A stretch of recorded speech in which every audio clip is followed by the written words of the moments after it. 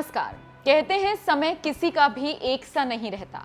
आज बुरा है तो कल ये अच्छा भी आएगा और यही जीवन चक्र है जिसके कारण व्यक्ति की किस्मत बदलती रहती है। ऐसे में आज हम बात करेंगे उस योग की जो जातक की किस्मत उसकी शादी के बाद बदल देता है। यानी कि जो लोग शादी से पहले दुख और गरीबी का जीवन बसर करते हैं, लेकिन शादी के बाद कुंडली में बना वो योग व्यक्ति को धनवान बना देता है और उस जातक का जीवन खुशियों से भर जाता है। आज जानेंगे कुंडली में मौजूद उसी योग के बारे में जो बता रहे हैं पटना के जाने माने ज्योतिषाचार्य दैवेज्ञ डॉक्टर श्रीपति त्रिपाठी जी। दोस्तों नमस्कार, मैं हूं डॉक्टर श्रीपति त्रिपाठी। किस्मत और मेहनत दो चीजें हैं जिनके पास हैं वह जीवन में हमेशा कामयाब होते हैं। मेहनत तो आपकी अपनी चीज होती है, लेकिन किस्मत हर व्यक्ति की अपनी नहीं होती। कुछ लोगों की किस्मत उनके बच्चों से तो किसी की माता पिता से, जबकि कुछ लोगों की जीवन साथी से जुड़ी होती है।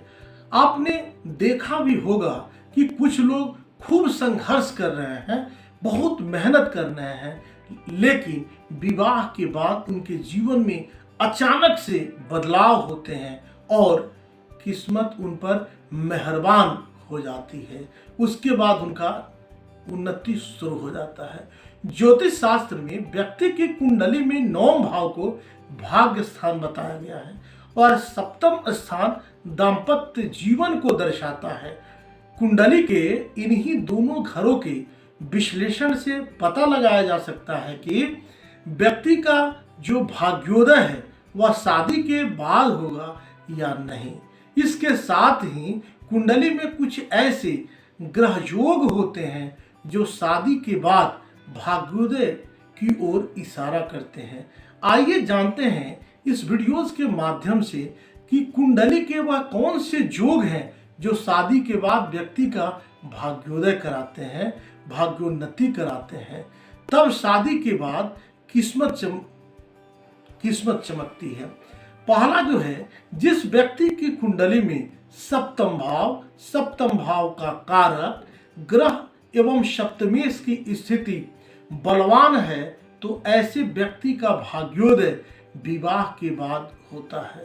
दूसरा जो है, यदि व्यक्ति की कुंडली में सप्तमेश यानी सातवें भाव का स्वामी, जैसे मेष राशि में सातवें घर का स्वामी शुक्र होता है, अगर इनकी कुंडली में या आपकी कुंडली में या जातक की कुंडली में शुक्र अपनी उच्च राशि यानी मीन में हो, स्वराशि यानी तुला या वृष में भी हो और शुक्र की दृष्टि भाग्य या विवाह स्थान पर हो, तब विवाह के बाद व्यक्ति की किस्मत के जो है दरवाजे खुल जाते हैं, चतुर्विध इनकी उन्नति होने लगती है। तीसरा जो है, सप्तमेश और नवमेश यानी भाग्येश का राशि परिवर्तन भी लाइफ में जीवन साथी के आगमन के बाद विशेष भाग्योदय कराने वाला होता है।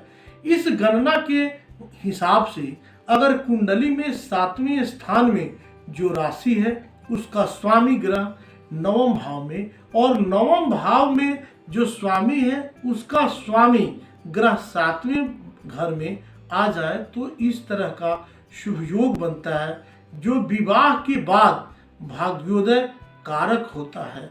यह भाग्योदय कराने वाले ग्रह होते हैं। चौथा जो है, शुक्र का दशमेश और भाग्येश के साथ होना भी जीवन साथी के भाग्य से सफलता और भाग्योदय कराता है।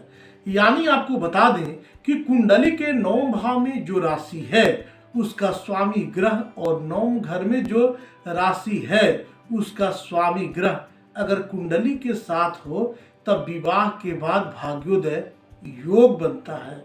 ऐसे भाग्योदय योग बनते हैं। पांचवा जो है, कुंडली की व्यक्ति की कुंडली में सप्तमेश का नवम या दसम भाव में स्थित होना या दशमेश का नवम या दसम भाव में को देखना भी विवाह उपरांत विशेष सफलता और भाग्योदय देता है, यह उन्नति देता है। छठा जो है, सप्तम स्थान के कारक गुरु और शुक्र बली अवस्था में हो, साथ ही सप्तम स्थान या सप्तमेश को प्रभावित करे तो व्यक्ति का विवाह के बाद भाग्योदय होता है, विवाह के बाद उन्नति होती है। सातवां जो है, सप्तमेश का धन स्थान या लाभ स्थान पर स्थित होकर शुभ ग्रहों के प्रभाव में होना विवाह उपरांत भाग्योदय करवाता है। ऐसे जो जातक होते हैं, ऐसे जो व्यक्ति होते हैं, उनका जीवन साथी या तो धनी घर से संबंध रखता है या बड़ी ही भाग्यशाली होता है, मतलब मिट्टी छुए सोना हो। तो अगर आपके भी कुंडली में ऐसे योग बन रहे हैं तो आप अपनी कुंडली में यह योग को देखिए, इस योग के लिए उपाय कीजिए। इस योग की मजबूती के लिए आप पूजन पाठ जो उपाय हमारे शास्त्र में बताए गए वह करें और अपने जीवन को सुंदर बनाएं। आप सब यूं ही बने रहें। मिलते हैं अगले वीडियोस में, तब तक के लिए दीजिए मुझे इजाजत। नमस्कार। तो देखा आपने, कुंडली के कुछ ऐसे योग भी होते हैं जो जातक की किस्मत उसके विवाह के बाद बदल देते हैं। लेकिन ध्यान रहे कि ये योग कुंडली के अन्य ग्रह योगों के प्रभाव से भी बदल सकते हैं। यानी कि अगर कुंडली में कोई दोष हो तो भी शुभ ग्रहों का असर कम हो जाता है। दोस्तों नमस्कार, मैं हूं डॉक्टर श्रीपति त्रिपाठी। इस दुनिया में कई लोग ऐसे हैं जो गरीबी में पैदा तो होते हैं, लेकिन वक्त के साथ साथ इनको पैसा, दौलत, शोहरत सभी मिलती है। कुछ लोगों का उदाहरण तो आप वर्तमान प्रधानमंत्री धीरू भाई अंबानी को ही देख लीजिए। बिल्कुल ये सामान्य परिवार में पैदा होने के बावजूद यह लोग बढ़ते वक्त के साथ साथ अमीर होते गए। हम आपको इस वीडियोस के माध्यम से यह बात इसलिए बता रहे हैं कि ज्योतिष में इसके पीछे की कई खास वजह बताई गई है, जिसमें व्यक्ति पैदा तो गरीबी में होता है लेकिन जीता है अमीरों की तरह। आपको बता दें कि कुंडली में वह कौन सी स्थितियां होती हैं जो व्यक्ति को गरीब से अमीर बनाती है, मतलब रंक से राजा। आइए आपको बताते हैं इस वीडियोस के माध्यम से। कुंडली के द्वितीय भाव को धन भाव कहा जाता है। इस भाव की स्थिति से पता चलता है कि आप में कितना धनवान होने की संभावना है। यदि कुंडली के इस भाव में शुभ ग्रह हो तो व्यक्ति गरीबी में भी पैदा होने के बावजूद वह अमीरों की तरह ठाठ की तरह जीता है। द्वितीय भाव में यदि चंद्रमा विराजमान हो और चंद्रमा के द्वादश भाव में कोई शुभ ग्रह हो तो ऐसे जातक बहुत ही अधिक गरीबी में अगर पैदा हुए हैं या गरीबी में पैदा होने के बावजूद भी बहुत धन कमा सकते हैं और हर क्षेत्र में ऐश्वर्य की प्राप्ति होती है। आपको बता दें कि यदि जन्म कुंडली में द्वितीय भाव में चंद्रमा और मंगल की युति हो रही हो तो ऐसे लोग भी धनवान हो जाते हैं, चाहे उनका बचपन गरीबी में ही कितना क्यों न बीता हो। अगर वो गरीबी में ही क्यों न पैदा हुए हैं, लेकिन भविष्य उनका काफी बेहतर रहता है। द्वितीय भाव में यदि दो शुभ ग्रह की युति हो रही हो तो ऐसे लोग भी जीवन में खूब धन, संपदा, प्रभुता कमाते हैं।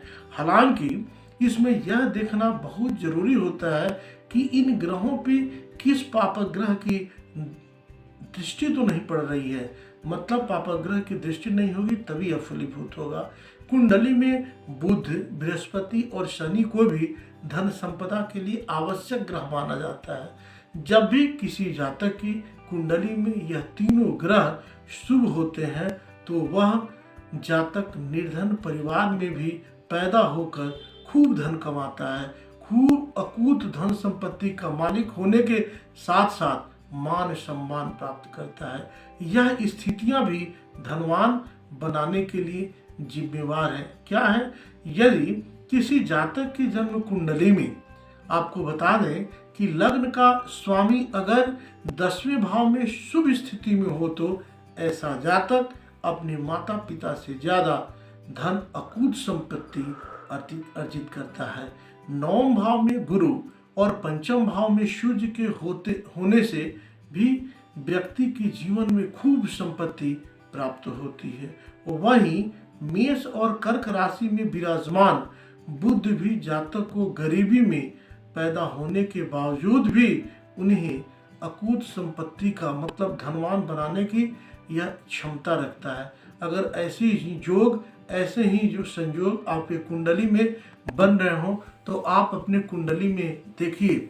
आप देखते हैं कि हम ही लोगों के बीच में बहुत छोटा सा आदमी, छोटा सा बहुत गरीब पैदा हुआ है, लेकिन अचानक धनवान होने लगता है, अकूत संपत्ति का मालिक हो जाता है। उसमें इन्हीं सब प्रकार के ग्रहों की युति होती है, जिसके कारण रंग से जो है ऐसे जातक राजा होते हैं। कांटी की दुकान में काम करता है, कांटी की फैक्ट्री हो जाती है। वकील के सेंटर में काम करता है, एजेंसी में काम करता है, एजेंसी का मालिक हो जाता है। तो कुंडली में बिल्कुल अगर ग्रह ऐसे नहीं है तो फिर आपको लाभ नहीं दिलाएंगे। क्या आप पहचानिए, खोजिए अपनी जन्म पत्रिका में कि ऐसी स्थिति आप में बन रही है या नहीं बन रही है। मिलते हैं अगले वीडियोज़ में, तब तक के लिए मुझे दीजिए इजाज़त। आप सब सकुशल होंगे, कोरोना काल में सुरक्षित होंगे, अपना और अपनों का ख्याल रखें। अगर आपको किसी विषय पे अगर आपको वीडियोज चाहिए, उसकी जानकारी चाह रहे हैं, तो निश्चित रूप से आप यहाँ कमेंट्स बॉक्स में लिखें। आपके लिए वह वीडियोज आपको उपलब्ध कराया जाएगा। निश्चित रूप से आपको सुकून मिलेगा। आप सब यूँ ही बने रहें, तब तक के लिए दीजिए मुझे इजाज़त। नमस्कार, जय माता दी, वंदे मातरम।